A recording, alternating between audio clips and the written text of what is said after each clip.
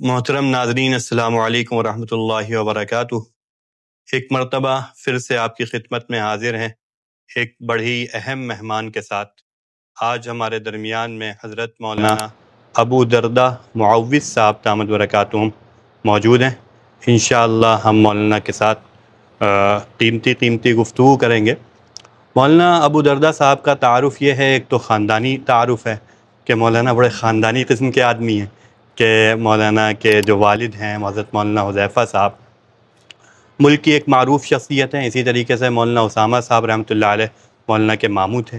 حضرت مولانا طلحہ صاحب جو بھیونڈی سے تعلق رکھتے ہیں، حضرت مولانا پیر ذوالفقار صاحب کے خلیفہ ہیں، وہ مولانا کے بڑے ابا ہیں۔ اور خود مولانا کیا چیز ہیں، جو لوگ مولانا سے واقف ہیں وہ مولانا کو بڑی اچھی طریقے سے جانتے ہیں۔ آپ ابھی جان جائیں گے انشاءاللہ گفتگو کے بعد کہ مولانا کیا چیز ہے۔ میں بغیر کسی طوالت کے سیدھے اپنے موضوع پہ آتا ہوں۔ مولانا کی جو شخصیت ہے، مولانا کو اردو ادب سے کافی دلچسپی ہے، شاعری کرتے ہیں، نظم میں بھی پڑھتے ہیں، غزلیں بھی پڑھتے ہیں۔ اس کے ساتھ ساتھ مولانا کو تاریخ سے کافی دلچسپی ہے، اور مولانا ایک بڑی فکری شخصیت ہے۔ انشاءاللہ انہی تمام چیزوں سے متعلق ہم گفتگو کریں گے۔ مولانا السلام علیکم ورحمۃ اللہ وبرکاتہ۔ وعلیکم السلام ورحمۃ اللہ۔ کیسا لگ رہا ہے آپ کو ہمارے پوڈ کاسٹ؟ یہ تو ابھی مجھے پتہ چلے گا کہ میں کیا چیز ہوں، تو اچھا لگے گا انشاءاللہ۔ مولانا آپ کو ہم لوگ جب سے دیکھ رہے ہیں تو سب سے پہلے ہم نے آپ کو دیکھا، آپ کے کلاموں سے جانا کہ آپ جو ہے نظمیں آپ کی دیکھیں، سنی، پڑھی، تو یہ شوق آپ کو کب سے ہوا تھا؟ دیکھیے، شاعری کا جو عنصر ہوتا ہے وہ ایک طبعی موزونیت ہوتی ہے، جو یہ کہا جاتا ہے کہ آدمی میں پیدائشی ہوتی ہے۔ وہ کوئی صلاحیت نہیں یا قابلیت نہیں ہوتی ہے، بلکہ ایک نغمگی ہوتی ہے جو طبیعتوں میں ہوتی ہے۔ یعنی وہ عنصر کوئی کسی طرح کی صلاحیت یا قابلیت نہیں کہلاتا، ایک مزاج کہلاتا ہے۔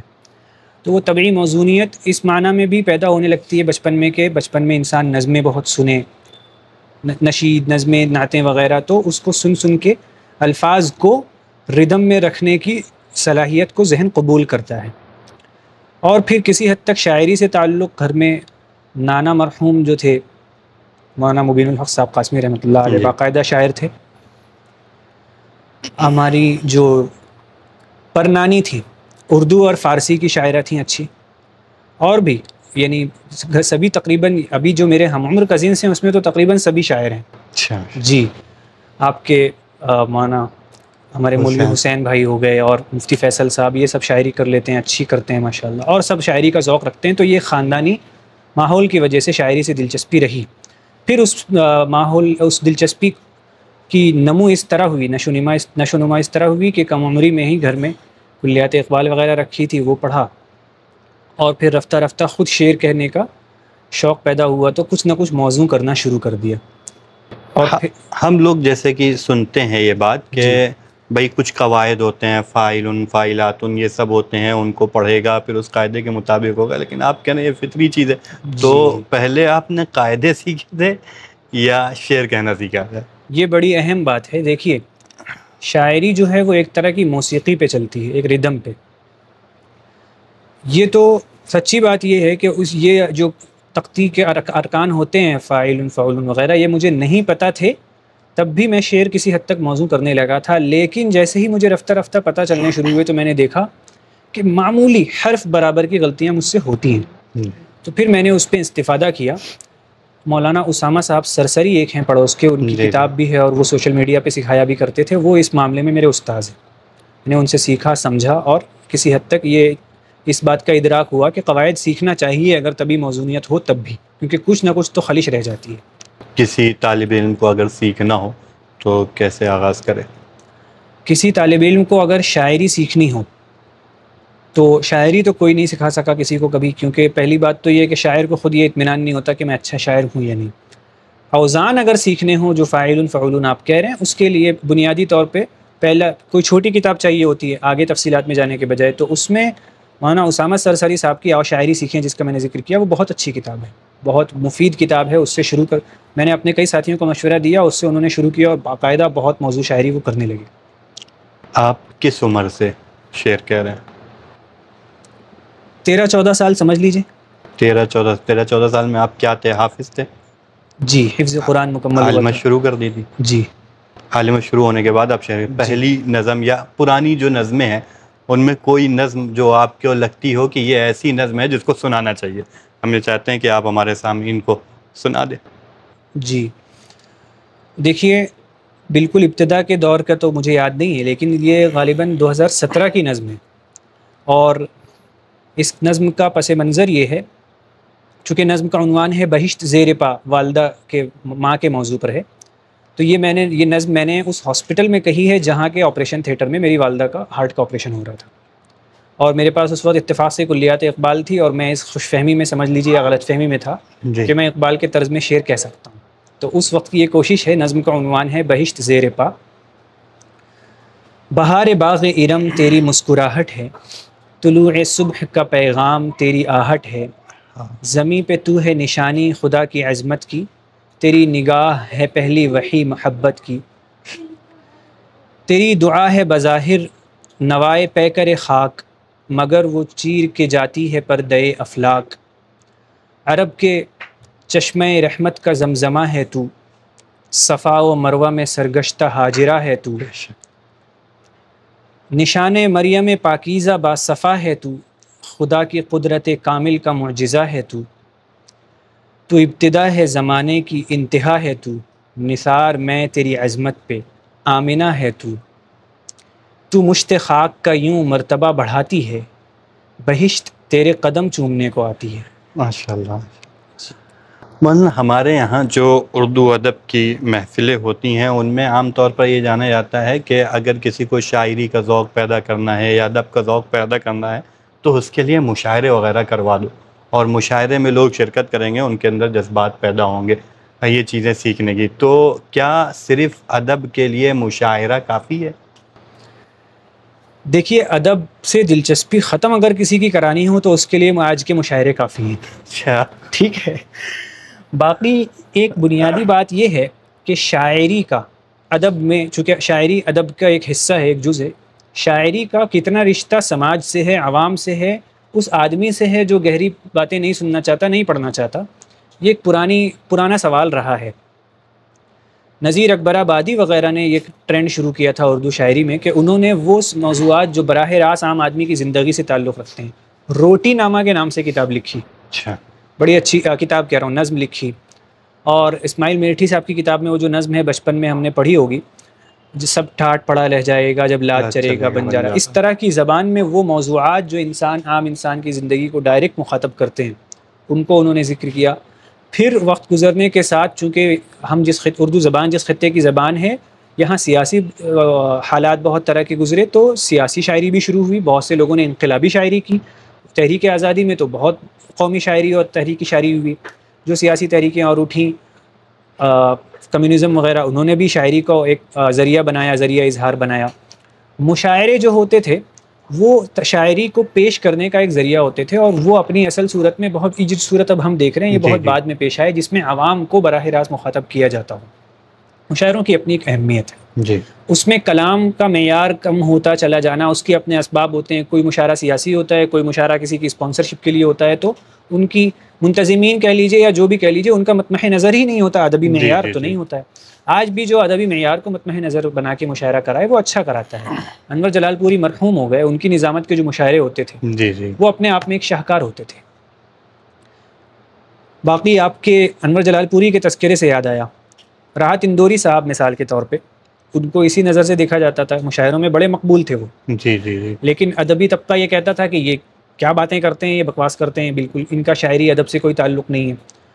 وہ اپنی قابلیت اور صلاحیت میں تو ایک اچھے شاعر تھے، آپ ان کا جو لکھے ہوئے مجموعہ کلام کتابی صورت میں آپ دیکھیں گے تو آپ کو سمجھ میں آئے گا کہ یہ مشاعروں میں کچھ اور پڑھتے تھے، اور اسی لیے وہ کہتے بھی تھے، بالکل کھل کے کہتے تھے کہ دیکھو بھائی، ایک شعر پڑھا کے دیکھوں گا تم کتنے پانی میں ہو، اگر اچھا لگے گا تو شعر سناؤں گا، ورنہ چورن بیچنے کے لیے تو میرے پاس بہت ہے، پڑیا تو میرے پاس بہت ہے، تو وہ پڑیا بھی دیتے تھے، لیکن وہ سماج پہ ایک اچھا اثر ڈالتے تھے۔ اب مثال کے طور پہ کسی کے باپ کا ہندوستان تھوڑی ہے، ایک مصرع ہے، ادبی معیار پہ کیا ہے، کچھ بھی نہیں ہے، لیکن بات کہاں تک پہنچی اس مصرے سے، عبرت کی بات ہے۔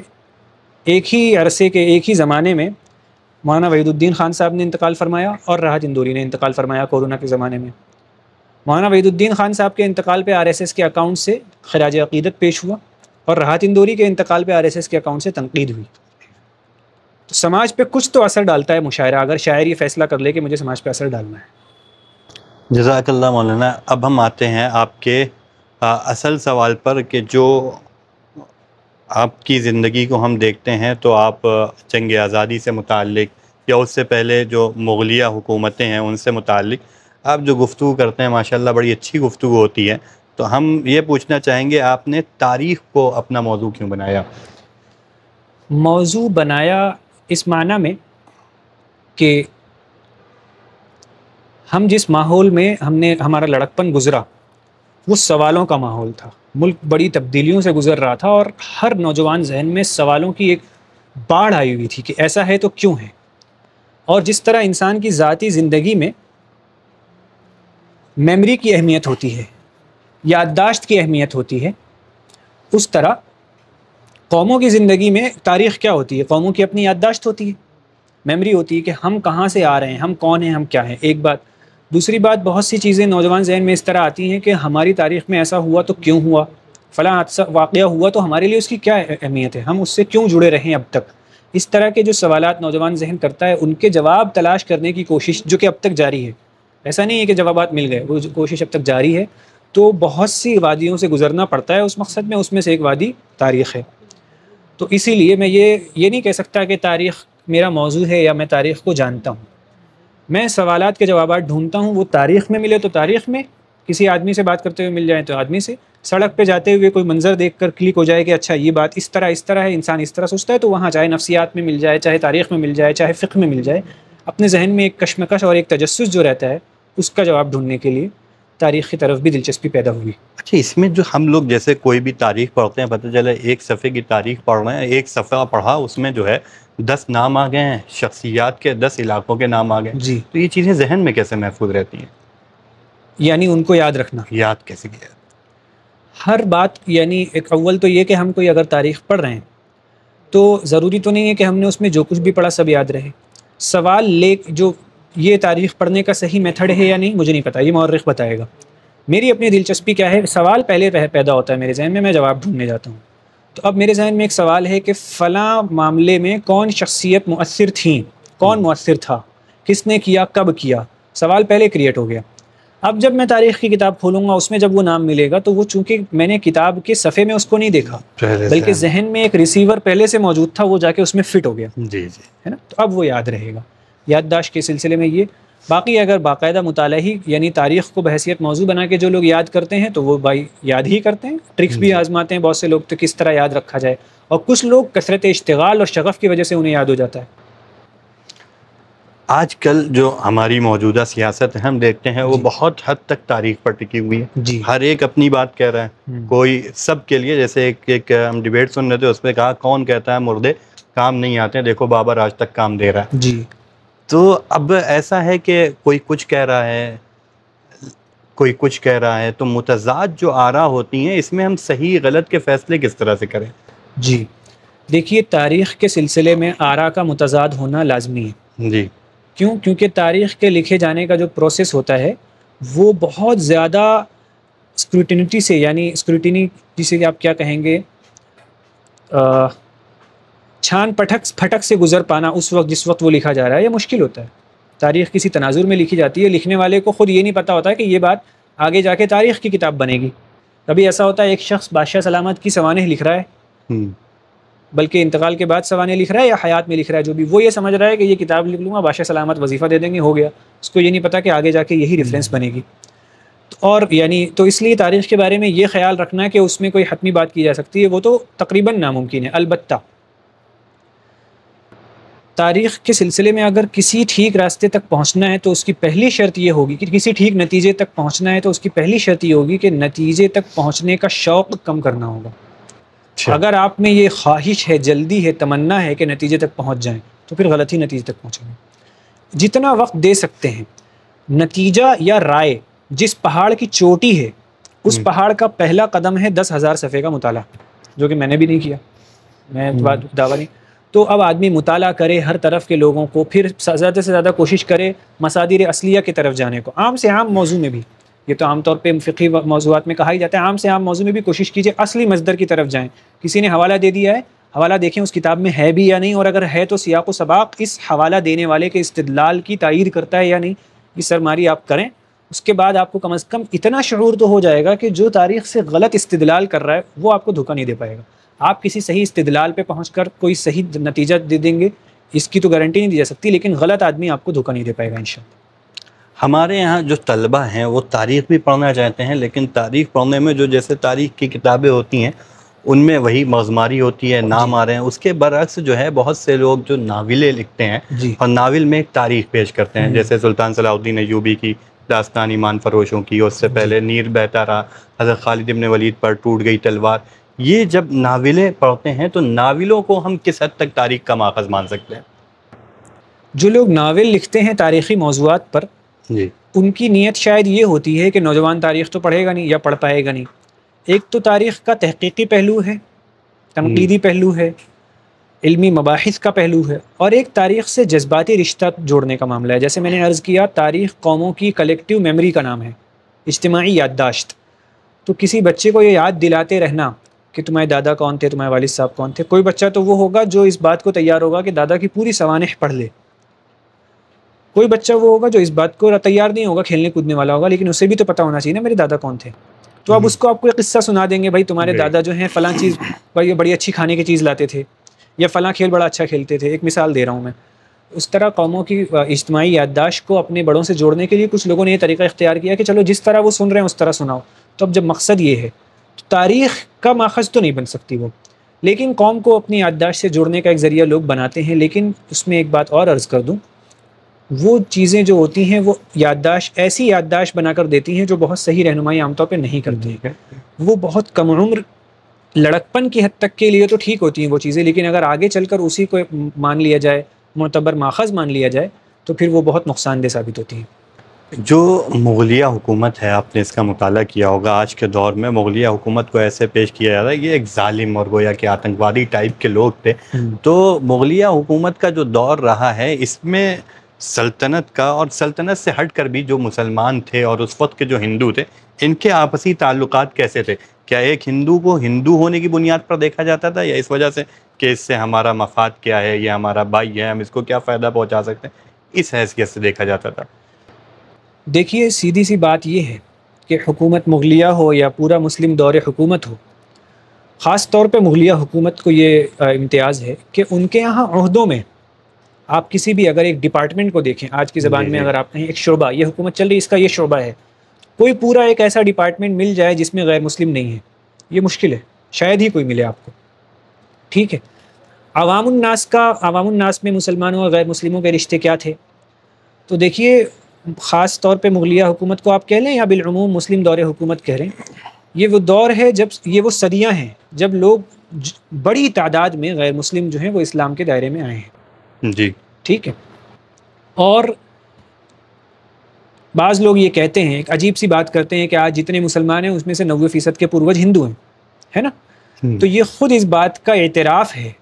آج کے مان لیجیے اگر 90% 18 کروڑ 20 کروڑ جو بھی گنتی بنتی ہے، اگر آج 18 کروڑ لوگ وہ ہیں جن کے پوروجوں نے کبھی اسلام قبول کیا ہے، تو اس کا مطلب کچھ صدیاں ایسی گزری ہیں جس میں لاکھوں دسیوں لاکھ لوگوں نے اسلام قبول کیا ہے. تو اب جب ملک کی فضا یہ تھی کہ لوگ بڑے پیمانے پہ اسلام قبول کر رہے تھے، خود اسلام کے دائرے میں آ رہے تھے، تو یہ بھی ایک طرح کا انڈیکیٹر ہے. اور جو تفصیلات ہوں گی وہ ہوں گی، لیکن یہ عوامی سطح پر یہ ایک انڈیکیٹر ہے کہ مسلمانوں کے تئیں غیر مسلموں کا رویہ کیا تھا. یہاں پر یہ بات بھی ہمیں سمجھ میں آ رہی ہے کہ اگر دسیوں لاکھ لوگوں نے اسلام قبول کیا تو یہ 10 11 12 یا کروڑوں کی تعداد میں ہو. یہ میرے خیال سے مطالعے کے ذریعے تو اسلام نے قبول نہیں کیا ہوگا انہوں. جی اتنی بڑی تعداد پڑھ کر سمجھ کر انہوں نے ظاہر ہے لوگوں کو ہی دیکھا ہوگا، اور یہ لوگ ان کی نظر میں گویا کہ قابل اعتبار ہوں گے، اسی بنیاد پر ان کے مذہب کی طرف کھینچے چلے آ رہے ہوں گے. یہ تو بات ٹھیک ہے کہ بہت سے نام پیش کیے جاتے ہیں کہ جتنے بھی عہدے ہوتے تھے ان میں کلیدی عہدوں پر غیر مسلم برادران جو ہیں ہمارے وہ فائز ہوتے تھے. لیکن آج کے دور کی جو ہماری خاص طور سے مسلمانوں کی سیاست ہے تو اس میں دلت مسلم اتحاد کی بات کری جاتی ہے کہ دلتوں کو ساتھ لو، یہ مظلوم طبقہ ہے اور مظلوموں کو جوڑا جاؤ، اس میں دلت. لیکن جب ہم مغلیہ دور کا دیکھتے ہیں تو وہاں پر ہمیں جو عہدوں پر فائز نظر آتے ہیں اس میں دلت سماج کے لوگ نہیں ہیں. تو کیا جس طریقے سے دیگر اقوام نے دلت سماج پر ظلم کیا، کیا مغلیہ سلطنت یا مسلمانوں نے بھی دلت سماج پر ظلم کیا؟ دیکھیے، جہاں تک عہدوں کی بات ہے جی تو عہدوں میں بادشاہتیں جو ہوتی ہیں، اب مثال کے طور پہ مغل دور میں ایک بھی مسلمان ایسا جو مغل خاندان کا نہ ہو وہ بادشاہ کبھی نہیں بنا. تو بادشاہتیں تو عہدے دینے میں تفریق تو کریں گی، بادشاہت ہوتی ہے. اور پھر مسلم سماج میں بھی یہ تفریق تھی، یہ حقیقت تھی کہ کچھ لوگ پڑھتے تھے، کچھ لوگ نہیں پڑھ پاتے تھے، جس بھی وجہ سے، یا پڑھنے نہیں دیا جاتا تھا، جو بھی بات ہو. تو جو پڑھے گا وہ عہدے پہ ہوگا، جس کو پڑھنے نہیں دیا جائے گا وہ بیچارہ مظلوم رہے گا. وہ تو صورتحال. البتہ اس کا زیادہ ذمہ داری اس کی لینی ہوگی اس سماج کو جس سماج میں اونچ نیچ کا ایک تصور پایا جاتا تھا. جہاں تک مسلمانوں کے نقطہ نظر سے اس سوال کی بات ہے تو سوامی وویکانند جی نے اپنے لیٹرز میں، ایک لیٹر میں یہ لکھا ہے بہت صراحت کے ساتھ کہ یہ دعویٰ کر دینا کہ ہندوستان میں اسلام تلوار کے زور پر پھیلا ہے، یہ ناانصافی ہوگی. ہندوستان میں جب مسلمان آئے اور یہاں بسنے والے وہ لوگ جو اونچ نیچ سے جوجھ رہے تھے، اونچ نیچ کے ظلم سے جوجھ رہے تھے، جات پات کے ظلم سے جوجھ رہے تھے، انہوں نے جب مسلمانوں کے عمل میں مساوات کو دیکھا، انسانی مساوات کو، میں اس کی مثال یہ دیا کرتا ہوں کہ وہ بیچارے جن کو عبادت گاہ میں داخل نہیں ہونے دیا جاتا تھا، انہوں نے دیکھا کہ ان کی عبادت گاہ میں لائن لگتی ہے اور پہلی لائن میں کون کھڑا ہوگا یہ اس سے ڈیسائیڈ ہوتا ہے کہ پہلے کون آئے گا، اس سے ڈیسائیڈ نہیں ہوتا کہ آپ کس خاندان کے ہیں. انہوں نے جب یہ منظر دیکھا تو پھر سوامی وویکانند کہتے ہیں کہ اس کا نتیجہ یہ ہوا کہ پھر ہر 5 میں سے ایک آدمی اسلام کے دائرے میں داخل ہوا. ایک بات. دوسری بات، مسلمانوں کا رویہ اچھا رہا، جیسا کہ ایک شخص خود گواہی دے رہا ہے، ایک غیر مسلم شخص. اب یہاں ایک دیکھنے کی بات یہ ہے کہ آج اگر کوئی دلت مسلم اتحاد کی بات کرتا ہے تو کبھی ایسا ہوتا ہے، حالانکہ وہ ایک سیاسی موضوع ہے کہ وہ مسلمانوں کے لیے کتنا مفید ہوتا ہے یا نہیں ہوتا، ہم اس میں تو ابھی جا نہیں رہے. ہم تو اس نقطہ نظر سے دیکھ رہے ہیں کہ سماج میں جو اونچ نیچ کی پریشانی ہوتی ہے اس مسئلے پر ہم بات کر رہے ہیں. اس لیے ہم ابھی صرف اسی کو دیکھیں گے کہ آج کی تاریخ میں لوگ کہتے ہیں دلتوں سے اتحاد کرو. بسا اوقات ایسا ہوتا ہے کہ مسلمان یہ کہہ رہا ہے کہ، یا مسلمان کیا کوئی بھی شخص یہ کہہ رہا ہے کہ جو لوگ سماج کے چھوٹے طبقے سمجھے جاتے ہیں، جنہیں چھوٹا بنا دیا گیا جبراً ظلماً، ان کے ساتھ بیٹھو اٹھو، ان کے ساتھ اتحاد کرو. سیاسی نقطہ نظر سے کوئی پولیٹیکل پارٹی بنانے کے لیے کسی الیکشن سے پہلے، اور وہی آدمی یا وہی طبقہ اپنی سماجی زندگی میں جس کا براہ راست سیاسی مفاد سے کوئی تعلق نہیں ہے اونچ نیچ کرتا نظر آتا ہے، کسی کو حقیر سمجھتا نظر آتا ہے، کسی کو اس کا حق اس بنیاد پہ کہ فلاں برادری کا چھینتا نظر آتا ہے. تو یہ تو منافقت ہے سیدھی سیدھی. اگر کسی کو یہ سمجھنا ہے کہ سماج میں جو لوگ پچھڑے بنا دیے گئے ان سے دوستی رکھنی ہے، ان سے برابری رکھنی ہے، دوستی کی نہیں برابری، ان کو برابری کا درجہ دینا ہے، تو یہ درست ہے. مسلمانوں کی یہی تاریخ رہی ہے، اسلام کی یہی تعلیم رہی ہے کہ آپ برادری واد کی بنیاد پہ کسی کو اونچا نیچا نہ سمجھیں. لیکن اس کو محض ایک سیاسی نعرہ بنا دیں اور سماجی اپنی زندگی میں یا ذاتی زندگی میں وہ نہ ہو، تو یہ تو سیدھی سیدھی منافقت ہے. مطلب ہم اس کا خلاصہ کیا جانیں، کیوں مسلمانوں نے یعنی مغلیہ حکومت نے دلت سماج کے طبقے کو آگے کیوں نہیں کیا؟ مغلیہ حکومت نے آگے نہیں کیا، اس کے بجائے آپ یوں کہیے کہ اس وقت ہندوستانی سماج کی جو صورتحال تھی اس میں جبراً ہی صحیح پڑھنے نہیں دیا جا رہا تھا بہت سے لوگوں کو، یا پہنچنے نہیں دیا جا رہا تھا اوپر تک، جس بھی وجہ سے. یہ ان کا قصور ہے کہ انہوں نے نہیں بڑھا. مغلیہ حکومت نے جن لوگوں کو کارآمد دیکھا کہ ہمارے لیے کارآمد ہو سکتے ہیں ان کو اپنایا گیا کہ ان کو استعمال کیا. بہت اچھی بات ہے. اب ہم اس وقت جو مغلیہ حکومت میں جس شخصیت کو سب سے زیادہ بدنام کیا جا رہا ہے وہ حضرت اورنگزیب عالمگیر رحمۃ اللہ علیہ، اور باقی اگر جتنے بھی سلاطین رہے ہیں ہمارے یعنی مسلمانوں کا جو رویہ ان کو تو نظر انداز بھی، جیسے اکبر وغیرہ، ان کو کوئی ایمانی بنیاد پر تو ان سے ہمدردی وغیرہ نہیں ہے ہم لوگوں کی، لیکن اورنگزیب عالمگیر رحمۃ اللہ علیہ سے ہم لوگ ایمانی بنیادوں پر ہمدردی رکھتے ہیں. تو اورنگزیب عالمگیر رحمۃ اللہ علیہ کی شخصیت کیسی تھی؟ کیا جیسی آج بنا کر پیش کری جا رہی ہے کہ وہ گویا کہ ہندوؤں پر ظلم کرتے تھے، تو کیا وہ ایسے ہی تھی یا وہ ایک مذہبی شخصیت کے ساتھ ساتھ ایک صحیح معنی میں انسان بھی تھے؟ کیونکہ آج تو ان کو انسانیت کی قدروں سے نیچے گھٹایا جا رہا ہے. جی دیکھیے، اورنگزیب عالمگیر رحمہ اللہ ایک بادشاہ تھے. جی. اور بادشاہ کسے کہتے ہیں اتنے کو سمجھ لیا جائے تو بہت سی انتہاؤں سے ویسے ہی نجات مل جائے گی. ایک بات، چونکہ آپ نے پہلے ظلم کہ ظالم دکھا کر پیش کیا جا رہا ہے اس کی بات کہیے، مسلم ہندو دشمن دکھا کے پیش کیا جا رہا ہے اس کی بات کہیے. تو اس پہ ایک بڑی اچھی سی بات، ایک لیکچرر ہیں وہ بھی کہا کرتے ہیں یعنی اپنے جی لیکچرز میں، اور وہی بات میں بھی اپنے انداز میں عرض کرتا ہوں کہ 50 سال ایک آدمی مطلق العنان حکمراں ہے، وہ آدمی اگر کسی کا دشمن ہوتا تو وہ دشمن بچتا نہیں. بادشاہت کی مطلق العنانیت تو چھوڑیے، آج جمہوری زمانے میں آپ تصور کیجئے، جمہوری زمانہ جسے کہا جاتا ہے، جس کا نام رکھا جاتا ہے جمہوری زمانہ، جی کہ ایک حکومت طاقتور حکومت ہو اور وہ کسی ایک گروہ کی دشمن ہو باقاعدہ، اور 50 سال 100 سال حکومت کر جائے اور 50 سال 100 سال بلا انقطاع طاقتور ہی رہے، تو وہ گروہ بچے گا نہیں. سب سے بڑی نام کی جمہوریت امریکہ جو جزائر تھے، یا جزائر کہہ لیجیے، یا جو بر اعظم تھا، یورپی وہاں پہنچے ہیں تو اس سے پہلے تو کوئی اور قوم بستی تھی وہاں، نیٹو امریکن جسے کہتے ہیں. ان کو اتنی مدت تک طاقت اختیار جو ملا ہے، تو وہ کتنی مدت پہلے ان کا قتل عام کر کے ان کی کہانیاں ختم کر چکے ہیں. ریپرزنٹیشن نام کو نہیں. آج جو آدمی تھوڑی سی دلچسپی نہ رکھتا ہو، اس سے آپ کہیں کہ امریکہ اصلاً گوری قوم نہیں تھی، تو وہ آپ کی بات ہی نہیں مانے گا. امریکہ مطلب گورے، امریکہ مطلب انگریز. لیکن وہ بعد میں گئے اور انہوں نے وہاں بسی ہوئی قوموں کا قتل عام کیا. آج لوگ بسا اوقات آواز اٹھاتے ہیں لیکن کوئی سننے کو تیار نہیں ہے. وہ الگ بات ہے کہ ان کے صدر صاحب ایک دن آ کے کہہ رہے تھے کہ میں معافی چاہتا ہوں قتل عام کی. یہ تو پرانا طریقہ ہے، قتل عام کرتے ہیں پھر معافی چاہتے ہیں.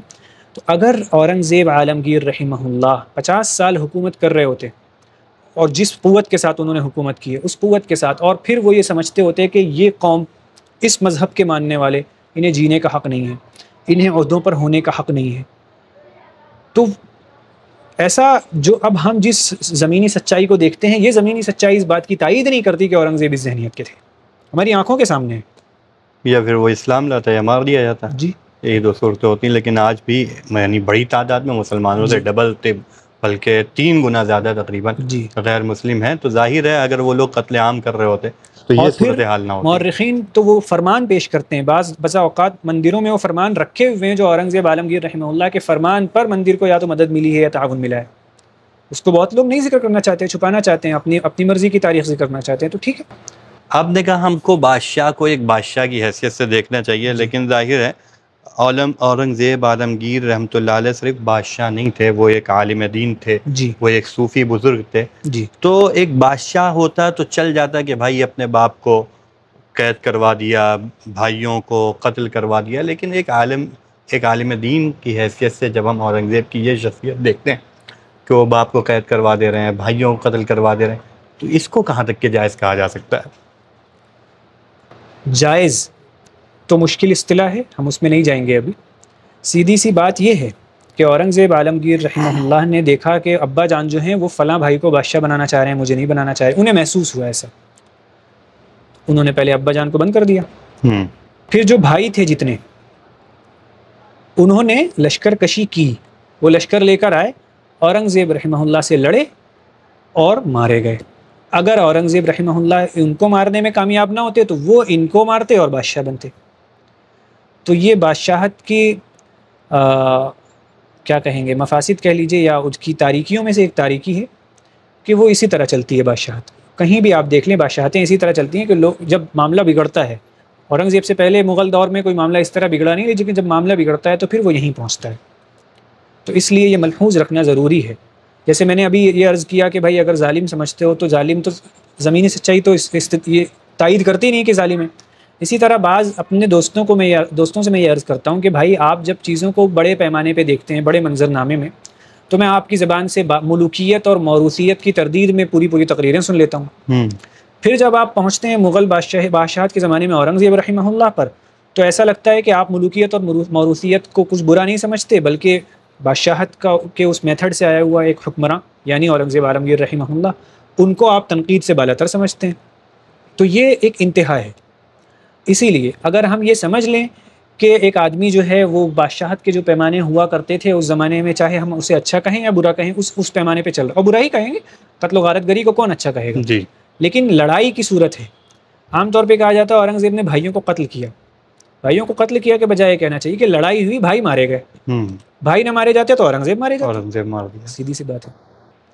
یعنی یہ کہا جا سکتا ہے یہ ملوکیت کی وہ مجبوریاں ہیں جو اورنگزیب کے گلے پڑ گئی تھیں، جی، اور جن کو جائز نہیں ٹھہرایا جا سکتا. کیوں ہم جائز ٹھہرائیں گے؟ ابھی یعنی اگر کوئی جائز ٹھہرانے کا استدلال کرے تو شاید کرے، لیکن ہمیں کیا لینا دینا ہے اس کسی ایسی چیز کو جائز ٹھہرا کے؟ اگر اورنگزیب رحمہ اللہ پر ہمارے کسی ہمارے ایمان کا مدار ہوتا مثال کے طور پر، یا ہمارے دینی نظریات کا ان کی شخصیت پہ مدار ہوتا، تو پھر یہ سوال پیدا ہوتا ہے کہ پھر ان کے عمل کا کیا؟ ان کی شخصیت پہ ہمارے ایمان کا مدار تو نہیں ہے۔ یہ ہو سکتا ہے کہ ہم اگر کوئی شخص یہ کہے کہ بھائی اورنگزیب ایک ایسے حکمراں تھے، فلاں ایک ایسا حکمراں تھا، میں فلاں کو زیادہ بہتر سمجھتا ہوں، تو وہ اسلام سے خارج تو نہیں ہو جائے گا، یا وہ ایمان سے یعنی اس کے ایمان میں کمزوری تو نہیں آ جائے گی؟ حالانکہ تاریخ تو اس بات کی شہادت دیتی ہے کہ اورنگزیب اپنے زمانے کے کامیاب اور منصف حکمرانوں میں سے ایک تھے، لیکن اگر کوئی تاریخ کو دوسرے رخ سے پڑھ کے اس رائے پہ پہنچتا ہے تو اسے ہم تاریخی لحاظ سے غلط نتیجے پر پہنچنے والا تو کہیں گے، لیکن غیر مسلم تو نہیں کہہ دیں گے۔ اچھا، یہ سلسلہ چلتا رہتا ہے، مغلیہ حکومت کا زوال ہوتا ہے اور اس کے بعد جو ہے انگریز یہاں پر قابض ہوتے ہیں۔ جی، تو انگریزوں نے جو اس ملک پر قبضہ کیا، اس کا کیا سبب تھا؟ کیا صرف یہ ایک سبب تھا کہ مغلیہ حکومت کمزور ہو گئی تھی، ان سے حکومت کری نہیں جا رہی تھی، اس وجہ سے وہ آگے، یا اور کچھ بھی اسباب و عوامل تھے؟ بنیادی سبب جو تھا وہ تو یہی تھا کہ مغلیہ حکومت جو ہے وہ بہت تیزی سے روبہ زوال تھی۔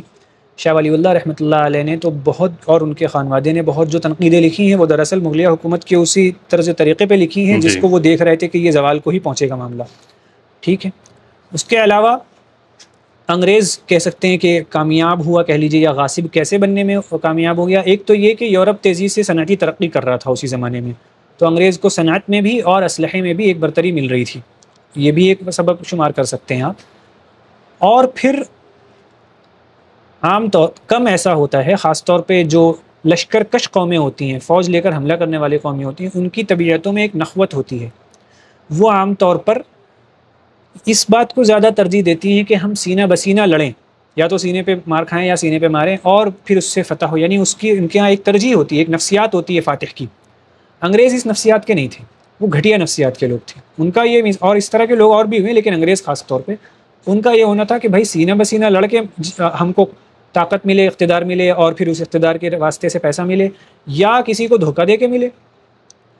تو انہوں نے پھر دھوکے کے راستے سے بھی بہت کچھ کیا ہے، اس ملک میں بہت سے دھوکے بھی کیے ہیں، بہت سے غداروں کو ساتھ لیا بھی ہے، ان میں غیر مسلم بھی ہیں اور مسلمانوں کے دیگر فرقوں کے لوگ بھی ہیں، شیعہ فرقے وغیرہ کے، تو انہوں نے اس کا بھی فائدہ اٹھایا۔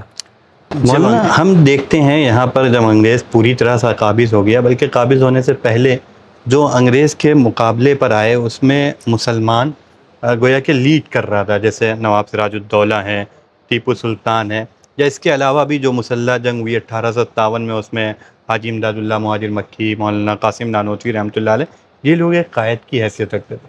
لیکن جب اس جنگ کا خاتمہ ہوا اور دوسری طرح کی پرامن احتجاجات وغیرہ کا دور آیا، تو اس دور میں ہم دیکھتے ہیں کہ مسلمان باوجود اس کے کہ پوری جد و جہد کر رہا ہے، پوری کوشش کر رہا ہے، لیکن اپنے آپ کو مین چہرہ نہیں بنا رہا۔ مین چہرہ، مین اسٹریم میں جو لائے وہ غیر مسلموں کو آگے کیا، جیسے مہاتما گاندھی وغیرہ کو آگے کرا۔ تو اس کی کیا وجوہات رہیں کہ پہلے تو آپ لڑ رہے تھے، آپ آگے تھے، بعد میں آپ پیچھے کیوں ہٹے؟ جی دیکھیے، اول تو یہ ہے کہ مثلا سراج الدولہ ہو گئے، ٹیپو سلطان ہو گئے، ٹیپو سلطان رحمہ اللہ کی وفات کے تقریباً 3-4-5 سال بعد ہی کا عرصہ ہوگا، شاہ عبد العزیز رحمۃ اللہ علیہ نے جب یہ کہا کہ انگریز حکومت نہیں چلے گی، جی، تو انہوں نے اپنے کچھ شاگردوں کو بھیجا ہے اس مقصد سے کہ جاؤ فلاں صوبے میں فلاں غیر مسلم راجہ انگریزوں کے خلاف مزاحمت کر رہا ہے، جاؤ اس کی قیادت میں لڑو۔ اور اس کی تفصیلات مولانا محمد میاں صاحب نے ذکر کی ہیں علماء ہند کا شاندار ماضی میں۔ البتہ یہ حقیقت ہے کہ مسلح جد و جہد مسلمان جب کرتے تھے تو لیڈرشپ انہی کی ہوتی تھی، جی، خاص طور پہ 1857 کی تحریک، جن جگہوں پہ چھوٹی چھوٹی تحریکیں اٹھیں وہ بھی، اور دلی میں بھی خود غیر مسلموں نے بہادر شاہ ظفر کی قیادت کو قبول کر کے لڑائی لڑی ہے، یہ اس میں کوئی دو رائے نہیں ہے۔ اب جو مسئلہ ہے اس کو آپ اس طرح سے دیکھیں کہ مثال کے طور پہ 1857 ہے، لوگوں میں جذبہ پیدا ہوا انگریزوں کے خلاف لڑنا ہے، تو کیسے لڑنا ہے؟ لڑنا ہے اسلحے سے۔ اسلحے والا وہ پورا سسٹم کس کے پاس ہے؟ ابھی بہادر شاہ ظفر کے پاس ہے، ایک مثال دے رہا ہوں میں، اور بھی کسی کے پاس، لیکن ایک جس کے پاس پہلے سے اس فیلڈ کی کوئی ایکسپرٹیز ہوگی، ریسورسز ہوں گے، وسائل ہوں گے، اس کو ترجیح خود بخود مل جائے گی جس فیلڈ کے ذریعے سے آپ لڑنے جا رہے ہیں۔ 1857 کے بعد جس پیمانے کا زوال مسلمانوں پر آیا تھا، جس پیمانے پر ان کو کچلا گیا تھا، اس کے بعد یہ سوچ پانا کہ یہ جو حکومت جس نے ابھی ہمیں کچلا ہے، ہم اس سے چھٹکارا پا لیں گے اور لڑ کے پائیں گے، یہ فطرتاً تو یعنی ناممکن کے قریب تھا، لیکن مسلمانوں میں ایسے لوگ تھے جنہوں نے اس وقت سوچا کہ نہیں، کہانی ابھی ختم نہیں ہوئی ہے. پھر انہوں نے ادارہ بنایا، اس جذبے سے بنایا کہ یہاں دینی تعلیم ہوگی اور یہ جذبہ پیدا ہوگا کہ انگریز کو ایک نہ ایک دن اس ملک سے نکالنا ہے. ٹھیک ہے، اس سے پہلے تک مسلمانوں میں اس معاملے میں کوئی بڑے پیمانے پہ دو رائے نہیں ہوئی کہ انگریز کو یہاں سے نکالنا ہے یا نہیں نکالنا ہے. جی جی. مسلمان عوام، مسلمان حکمراں، مسلمان علماء میں ایک عمومی ذہن تھا کہ یہ تو غلط لوگ ہیں، ان کو نکالو یہاں سے. 1857 کے بعد ایک فکر تو یہ تھی جس کا یہ خیال تھا کہ ابھی ہم پہلا پودا لگا رہے ہیں، دارالعلوم دیوبند جسے آپ کہیں، آگے جا کر کبھی نہ کبھی انگریز کے خلاف مزاحمت کرنی ہے اور اسے نکالنا ہے. لیکن اس کے ساتھ ساتھ ایک فکر ہندوستان میں مسلمانوں میں وہ بھی پیدا کرنے میں انگریز کامیاب ہو گیا، جس کا یہ خیال بن گیا تعلیم اور ترقی کے راستے سے ہی صحیح کہ انگریز ہمارا محسن ہے، اور انگریز اگر جاتا ہے تو نقصان دہ ہوگی یہ بات. اس کو تعلیم کا اور یعنی انگریز کے اپنے نظام تعلیم کا اور انگریز کے اپنے نظام ترقی کا خوگر بنایا گیا، اس کا رسیہ بنایا گیا. بہرحال ایک تو یہ پریشانی آئی کہ مسلمانوں کی وہ جو فکری قوت متحد تھی، اس بات پر سب یکجا تھے کہ انگریز ہمیں قبول نہیں ہے. وہ اس کے کم سے کم دو تو ٹکڑے ہو ہی گئے. ایک چیز، غیر مسلموں کے ساتھ کیا معاملہ چل رہا تھا؟ ادھر جو مسلمانوں میں جو طبقہ تھا جو اس بات کا قائل تھا کہ ہمیں کبھی نہ کبھی تو مزاحمت کرنی ہے، اس نے جو کوششیں کیں اور وہ جو کوششیں کر رہا تھا، بالآخر وہ پہنچا پھر ایک مسلح کوشش تک جس کا نام ہے تحریک ریشمی رومال. اللہ کے کرنے ایسا ہوا کہ وہ کامیاب نہیں ہوئی، لیکن وہ کہاں پہنچا؟ مسلح کوشش تک پہنچا. ادھر غیر مسلموں میں وہ جو طبقہ تھا جو تعلیم حاصل کر رہا تھا جدید طریقوں سے، اس میں بعض وجوہ سے بنگال وغیرہ کے حالات میں اور دیگر انقلابی جذبات، اور میں اس کو انقلابی چونکہ تاریخ کی اصطلاحات میں کہا جاتا ہے، وہ بہت زیادہ انقلابی تھے بھی نہیں، بس وہ اتنے جذبات کے کچھ یکجا ہو جائیں، تنظیم بنا لیں، مطالبات رکھیں کہ انگریزوں سے یعنی ہم کو یہ حق چاہیے، مانگ لیں، وہ دے دیں، اتنے کی خواہش ان کے یہاں بھی پیدا ہو رہی تھی. ادھر صورتحال یہ کہ مسلمانوں میں دو طبقے، جن میں سے ایک طبقہ انگریز کی حمایت کا فیصلہ کر چکا ہے اور دوسرا طبقہ جو ہے وہ انگریز کی مخالفت کی تیاری تو کر رہا ہے، مسلح مخالفت کی. جی. غیر مسلموں میں بھی ایک طبقہ وہ ہے جو انگریز کی حمایت کا فیصلہ کر چکا ہے اور وہ بھی یہی سمجھ رہا ہے کہ انگریز ہمارا محسن ہے، انگریز چلا گیا تو نقصان ہوگا. اور دوسرا طبقہ جو ہے جو یہ سوچ رہا ہے کہ نہیں، انگریز سے کچھ تو حقوق لینے پڑیں گے، وہ ابھی نرم چل رہا ہے، ماڈریٹ چل رہا ہے. جی جی. ادھر تحریک ریشمی رومال کی ناکامی کے بعد صورتحال یہ ہوئی کہ اب مسلمان کو بھی یہ راستہ نظر آیا کہ اب چلنا ہے غیر مسلح جد و جہد کے راستے پر. اب تحریک ریشمی رومال کی ناکامی باقاعدہ جب ہو گئی، اب مسلمان گویا اس رائے پہ، جو مسلمان اینٹی انگریز تھا، جو مسلمان اینٹی انگریز نہیں تھا اس کی تو ہم بات ہی نہیں کر رہے، وہ اب جا کر اس نتیجے پر پہنچا ہے کہ ہمیں پرامن جد و جہد کرنی ہے. اور پرامن جد و جہد کی جو بھی فیلڈ تھی، نرم گرم جیسی بھی، ماڈریٹ ہی صحیح، کافی مدت پہلے سے بنگال کے انقلاب کے بعد سے غیر مسلم اس فیلڈ میں موجود تھے. جی. گاندھی ہندوستان آنے سے پہلے افریقہ میں وہی کام کر رہے تھے، انگریز استعمار کے خلاف ہی کر رہے تھے، پرامن راستے سے ان کی مخالفت کر ہی رہے تھے. تحریک خلافت کے شروع ہونے سے پہلے گاندھی چمپارن ستیہ گرہ کر رہے تھے. یہ لوگ اس فیلڈ میں موجود تھے، تو ان کو ایک تو اس لحاظ سے کسی نہ کسی حد تک فطری ترجیح ملنی ہی تھی. اور پھر جب پرامن جد و جہد آپ کریں گے تو عددی قوت کی بھی اہمیت ہوگی، کس کے ساتھ زیادہ لوگ ہیں اس کا بھی ان کو ایڈوانٹیج ملا.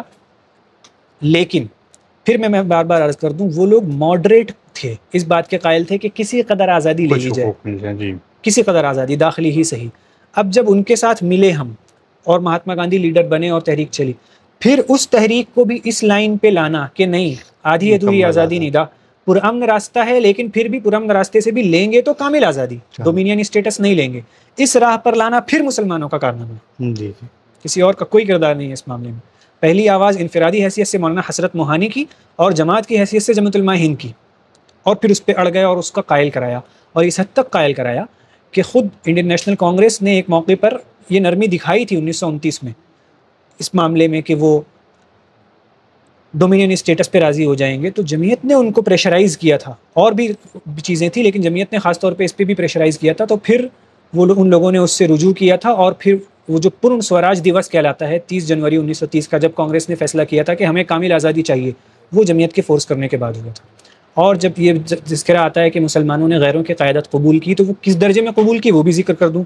یہ جس سیشن کی بات کر رہا ہوں جس میں پورن سوراج کی بات ہوئی، کامل آزادی، اسی سیشن میں یہ مسئلہ بھی ہوا کہ کانگریس کی کچھ حضرات جو تھے وہ اس رخ پہ گئے تھے کہ آنے والا مستقبل کا ہندوستان کیسا ہوگا، اس سلسلے میں وہ کچھ ایسا خاکہ تیار کر رہے تھے جس میں مسلمانوں کو یہ محسوس ہوا کہ یہ ہمارے ساتھ ناانصافی ہو سکتی ہے. تو جمعیت علماء نے جب اس پورے سیشن کا بائیکاٹ کیا اور پھر مطالبہ کیا اور اپنا خاکہ رکھا، تو اس کے اثر سے 1930 کے اسی سیشن میں پھر کانگریس کو یہ تجویز منظور کرنی پڑی کہ مسلمان اور سکھ اس ملک میں جو اقلیتیں ہیں، ان کی مرضی کے بغیر، ان کی رضامندی کے بغیر کانگریس آئندہ کسی دستوری خاکے کو قبول نہیں کرے گی۔ تو قیادت کو اس طرح تو قبول کیا کہ گویا ڈرائیونگ سیٹ پہ تو ان کو بیٹھایا، لیکن جانا کہاں ہے اس میں ہماری کوئی رائے نہیں ہوگی، یہ مطلب نہیں تھا۔ ڈرائیونگ وہ کر رہے تھے، ہم بیٹھے تھے، ہم سے وہ پوچھ کے چل رہے تھے کہاں چلنا ہے، ہمارا آپس کا ایک انڈرسٹینڈنگ تھی ہماری۔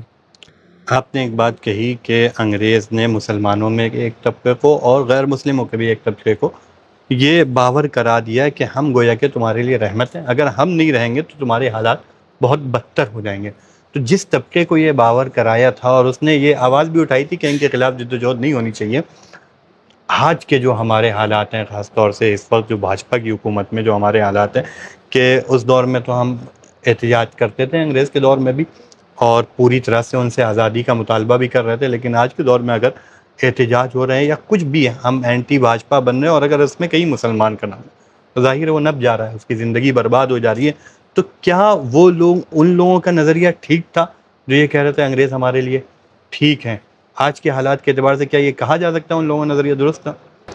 یہ ایک اہم سوال ہے کہ انگریز کا جانا کیوں ضروری تھا، اور اب کیوں ہم انگریز سے بہتر سمجھیں اس چیز کو۔ دیکھیے، انگریز تھا ایک استعماری قوت، ایک سامراجی قوت، اور وہ ختم نہیں ہو گئی، ہندوستان سے تو چلی گئی۔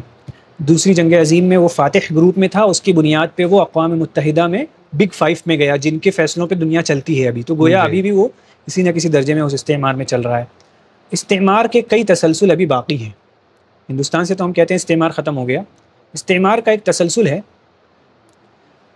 اکتوبر 1917 میں ہندوستانی فوجیوں کو جبری بھرتی کر کے اپنی فوج کو مضبوط بنا کر انگریز نے بیت المقدس پہ قبضہ کیا، اور قبضہ کرنے کے بعد لیٹر لکھ کے دیا روتھشیلڈ فیملی کے نام کہ یہ زمین اب ہم یہودیوں کو دیں گے اپنا قومی وطن بنانے کے لیے۔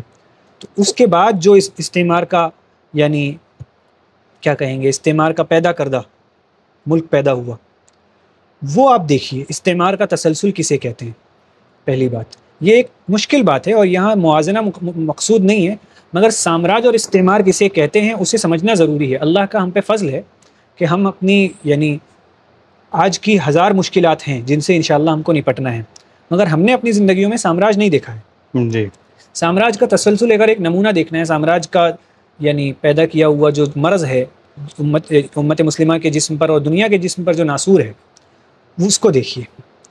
اول تو یہ، دوم یہ کہ صرف وہ نہیں بلکہ سامراج کے تسلسل میں اور بھی کئی چیزیں، کئی بڑے بڑے بلاد اسلامیہ پر جو جتنے بھی آپ دیکھیں گے، 1947 میں ہندوستان آزاد ہو گیا، اس کے بعد سے اب تک آپ مڑیے جائیے فلاں مسلم ملک میں یہ ہوا، وہی سامراج انوالو ہے، نیٹو کی صورت میں، امریکہ کے اتحادی کی صورت میں۔ تو آپ کو یہ سمجھنا ضروری ہے کہ اس وقت جو یہاں سے چلا گیا، اس کے بعد جو آیا، اگر وہ ہوتا، اللہ نہ کرے کبھی ہوتا، لیکن اگر وہ ہوتا تو اب کیسا ہوتا، اس کو اگر تصور کرنا ہے تو دیکھیے اس کے نمونے ابھی دنیا میں موجود ہیں، پھر کمپیئر کیجئے۔ اب اس کمپیریزن کا نتیجہ اگر آپ کو یہ لگتا ہے کہ ہاں سامراج کا جو تسلسل اس وقت دنیا میں کچھ جگہوں پہ موجود ہے، وہ جو کچھ کر رہا ہے اس سے تو بہتر ہے صورتحال، تو اب میں اس پہ یہ مشورہ نہیں دوں گا کہ اس پہ مطمئن ہو کے بیٹھ جائیں آپ، نہیں، ہم مطمئن ہونے کے لیے نہیں ہیں، کمپیئر کرنے پہ اگر بہتر معلوم ہو بھی گئی صورتحال تو ہمیں اس کو بہتر سے بہترین بنانا ہے۔ مگر سامراج کی انڈرسٹینڈنگ بہت ضروری ہے۔ لوگ یہ سمجھتے ہیں کہ وہ ہوتے تو بہتر، وہ جب تھے، ایک تو 1857 کا قتل عام، اسے تو بھول جائیے۔ 1880 سے 1920 کا جو عرصہ تھا، اس عرصے میں انگریزوں کی ظالمانہ پالیسیوں کی وجہ سے کتنے لوگ مرے ہیں، اس پہ ریسرچ حال میں ہوئی ہے، الجزیرہ وغیرہ نے بھی پبلش کی، برطانیہ میں ہی ہوئی ہے ریسرچ، کہ وہ لوگ جو مثلا انگریزوں کی پالیسی کی وجہ سے قحط آ گیا یا غذا کی قلت ہو گئی یا اس طرح کی جو پریشانیاں ہیں، تحقیق کر کے یہ ثابت کیا کہ اس کے براہ راست اس کی براہ راست ذمہ دار انگریز حکومت کی پالیسی ہے کہ اتنے لوگ مر رہے ہیں، وہ گنتی دسیوں کروڑ میں جا رہی ہے۔ یہ تو صورتحال تھی۔ آپ مسلم غیر مسلم کے نقطہ نظر سے ابھی اس کے بعد دیکھیں، پہلے اس نقطہ نظر سے دیکھیں، پھر مسلمانوں کی صورتحال اگر آپ دیکھیں تو جتنے آپ یعنی مذہب پہ جتنے چیلنجز آپ دیکھ رہے ہیں، دین پہ جتنے چیلنجز ہیں، داخلی خارجی بھی اور داخلی خاص طور پہ، وہ سب انگریزوں کے پیدا کیے ہوئے ہیں۔ آپ قادیانیت دیکھ لیجئے، پرویزیت تو براہ راست انگریزوں کے کاشتہ ہیں، اور بھی جتنی چیزیں ہیں وہ سب انگریزوں کا کردار ہے، انہوں نے منصوبہ بند طریقے سے، اس سے پہلے عیسائی مشنریز کا مسئلہ، اسلام کو ایسی منظم طریقے سے حکومتی سرپرستی میں ٹارگٹ کیا انہوں نے۔ تو ہم یہ نہیں کہہ رہے کہ آج ہم جنت میں ہیں، لیکن اگر ہم یہ ذہن بنائیں گے کہ وہ بہتر تھے یا بہتر ہو سکتے تھے تو یہ ہماری بڑی ناقص غلط فہمی ہوگی۔ ٹھیک ہے. باقی آج کی تاریخ میں پرابلم کیوں ہے پھر میں عرض کر دوں. جس طرح ہمیں نے کہا کہ وہ ایک ملک ہے جو استعمار کا تسلسل ہے جو بڑا ظلم کر رہا ہے. بھارت میں نے عرض کیا کہ غیر مسلموں میں بھی وہ دو طبقے تھے، مسلمانوں میں بھی دو طبقے تھے، اینٹی انگریز اور پرو انگریز. تو آپ جن لوگوں سے، میں جن لوگوں سے آج ہم جن لوگوں سے پریشان ہیں آج، یہ وہی لوگ تھے جو اس وقت بھی انگریز کے وفادار تھے. تو پرابلم پھر وہیں پہنچ رہی ہے. استعمار کا تسلسل ہی ہے.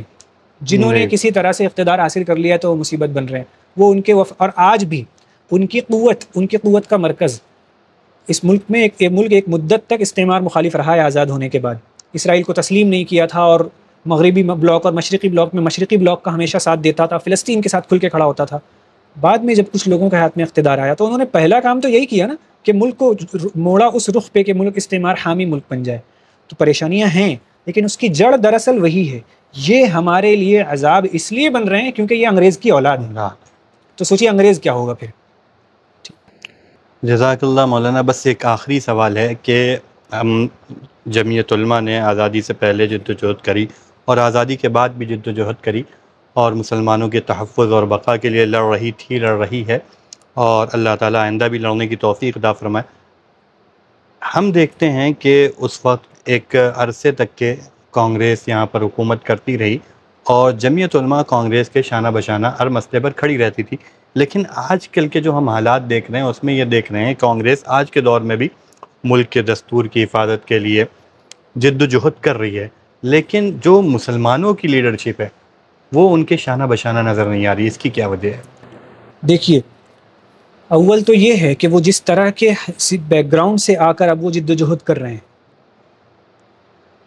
وہ اس جد و جہد کو کوئی ایسا رخ نہیں دینا چاہتے خود، یعنی وہ سیاسی پارٹیاں کوئی ایسا رخ نہیں دینا چاہتے کہ ان کو اس طرف دھکیل دیا جائے کہ تم تو فلاں مخصوص مذہب والوں کی حمایت میں کھڑے ہو. وہ ویلکم سب کو کرنا چاہتے ہیں لیکن اپنے اوپر کسی کا لیبل نہیں لگنے دینا چاہتے. اس کی وجہ سے کبھی کبھی صورتحال خراب بھی بنتی ہے، لیکن ان جنرل یہ ایک ٹھیک راہ ہے. یہ جماعتیں جو ہیں ان کی حمایت ان کو ایک چھپا سا راز ہے، کھلا راز ہے، چھپا راز نہیں سوری کھلا راز ہے. لیکن اب اس کو اس طرح پیش کرنا کہ ہمارا چہرہ نظر آئے، ہمارا نام نظر آئے، تو وہ جو جس قوت کے خلاف وہ کھڑے ہیں، یعنی سیاسی اپوزیشن پارٹیاں جس قوت کے خلاف لڑ رہی ہیں، وہ اس کو عنوان بنائیں گے کہ دیکھو یہ دراصل دیش کے لیے نہیں لڑ رہا ہے، یہ مولانا معوذ صاحب کے لیے لڑ رہا ہے. اور مولانا معوذ صاحب کیا ہیں؟ کٹ ملا ہیں. تو اس راہ پہ جانے کے لیے، اس راہ سے بچنے کے لیے بہتر تو یہ معلوم ہوتا ہے کہ کسی بھی ایک اپوزیشن پارٹی کو متعین کیے بغیر بالعموم ملک کے بھلے کے لیے جہاں جو اچھا ہے اس کو، اور ملک کے بھلا تبھی ہو سکتا ہے جب جو لوگ اس وقت اقتدار میں ہیں ان کو اقتدار سے ہٹایا جائے. تو اس کے لیے آپ مسلمان ہونے کی حیثیت سے، لیکن وہ اس حیثیت سے نہیں کہ پھر وہ لیبل بن کے رہ جائے کہ یہ مسلمانوں کے لیے کام کر رہے ہیں، بلکہ ان جنرل حیثیت سے کام کرنے کے ان کی حمایت کرتے رہیں. یہ میری اپنی ذاتی سمجھ ہے. اب باقی جماعتوں کو کس حد تک، تنظیموں کو کس حد تک اپوزیشن کا ساتھ دینا چاہیے یا ساتھ لینا چاہیے، اس کا ایک نمونہ مجھے یہ سمجھ میں آتا ہے کہ وقف بل کے مثال ہم لے لیں. 232 اپوزیشن ایم پیز نے دیر رات ووٹنگ ہوئی لیکن سب کے سب نے ووٹنگ کی، ایبسنٹ کوئی نہیں رہا، غیر حاضر. تو سیاسی پارٹی جو ہوتی ہے وہ نیک تو ہوتی نہیں ہے، فطرتاً نیک تو ہوتے نہیں، ان کا تو لین دین کا معاملہ ہوتا ہے. اگر ساری اپوزیشن پارٹیاں متحد ہو کر ایک جگہ بیٹھنے کو تیار ہیں، جس کا صرف آپ سے تعلق ہے، وقف کا اور کس سے تعلق ہے، وقف کا کسی، تو کوئی تو کمیونیکیشن ہوگا، کوئی تو انڈرسٹینڈنگ ہوگی مسلم جماعتوں کی اور ان کی، جس کی وجہ سے وہ تیار ہوئے ہوں گے اس بات کو. ہمیں نہیں پتہ وہ کیا ہے کیا نہیں ہے، لیکن بظاہر ایسا نظر آتا ہے. جزاک اللہ خیرہ.